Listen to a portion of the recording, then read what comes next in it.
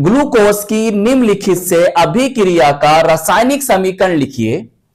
NH2OH इसे कहते हैं hydroxyl amine, HCN hydrogen cyanide.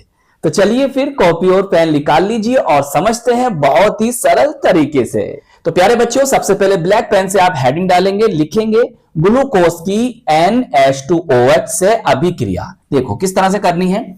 Glucose को कैसे लिखते हैं, CHOH का होल 4 और प्यारे बच्चों यहां पर CH2OH और यहां इसका नाम लिख दो ग्लूकोज। चाहे इंग्लिश में लिख दो चाहे हिंदी में, आपकी मर्जी। अब हमें क्या लेना है, हमें लेना है NH2OH, इसे हम कहते हैं हाइड्रोक्सिल एमीन। क्या कहते हैं, हाइड्रोक्सिल एमीन। चाहे आप हिंदी में नेम लिख दो चाहे इंग्लिश में, आपकी मर्जी है। प्यारे बच्चों बहुत ही आसान रिएक्शन है, बस आपको इतना याद रखना है। देखिए यहां से H2 लो और यहां से O ले लो, तो क्या हो जाएगा, यहां से H2O निकल जाएगा। अब क्या बचा, देखो प्यारे बच्चों यहां CH और ये सब एज इट इज है, ऐसे और ये प्यारे बच्चों इस तरह से। अब देखो क्या बचा यहां पर, यहां बचा सर हमारे पास N और उसके साथ क्या प्यारे बच्चों OH है और यहां पर कार्बन की वैलेंसी को पूरा करने के लिए डबल बॉन्ड आ जाएगा। बताओ इतनी बात समझ में आ गई। और ये बना है प्यारे बच्चों ऑक्सिम और इसे क्या है, ग्लूकोज है, तो इसे हम कह देंगे ग्लूकोज ऑक्सिम। सही। चलिए प्यारे बच्चों ब्लैक पेन से हेडिंग डालेंगे ग्लूकोज की HCN से अभिक्रिया। सही, इसे ब्लैक पेन से, इसे भी ब्लैक पेन से और इसे ब्लू पेन से लिखना। देखो ग्लूकोज CHO और यहां पर CHOH का होल 4 और यहां पे प्यारे बच्चों CH2OH। नीचे नेम जरूर लिखना। रिएक्शन करानी है HCN से। देखो बहुत ही सिंपल रिएक्शन है, कैसे करेंगे। देखो प्यारे बच्चों यह है CHO एल्डिहाइड समूह है, तो आपको क्या करना है, CH रखना है। सही। और इसका जो O है, इस O के साथ इस H को जोड़िए ऐसे, और साथ में CN है और इसको यहां पर लाकर CN को जोड़ दीजिए।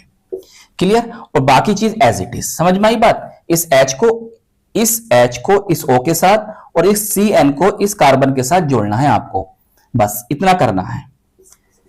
CHOH का होल 4 और यहां पर प्यारे बच्चों CH2OH आएगा। इसे क्या कहते हैं, इसे हम कहते हैं ग्लूकोज साइनोहाइड्रिन। लिख दो नाम इसका, ग्लूकोज साइनोहाइड्रिन। सही प्यारे बच्चों, चलिए नोट करिए। देखो अगर मैं आपको इस वाली बात को समझाना चाहूं तो इस तरह से याद रख लीजिए। देखो ये एल्डिहाइड समूह है। क्लियर। अब देखो इसको मैं ऐसे लिख सकता हूं, कैसे, ये तो कार्बन चैन होगी, यहां पर ये हाइड्रोजन और ये डबल बॉन्ड O। सही प्यारे बच्चों, इसमें ऑक्सीजन की जो वैद्युत ऋणात्मकता है, इलेक्ट्रोनेगेटिविटी होती है, वो कार्बन से ज्यादा होती है, तो इलेक्ट्रॉन क्या होंगे, इधर शिफ्ट हो जाएंगे। सही है। तो इस पर मान नेगेटिव चार्ज आएगा, इस पर positive, delta positive, delta negative. सही है, मैं आपको समझाने के लिए बता रहा हूं। HCN है, इसको जब तोड़ोगे पॉजिटिव नेगेटिव बनेगा, तो बस ये पॉजिटिव चार्ज इसके साथ आ गया O के साथ। क्लियर।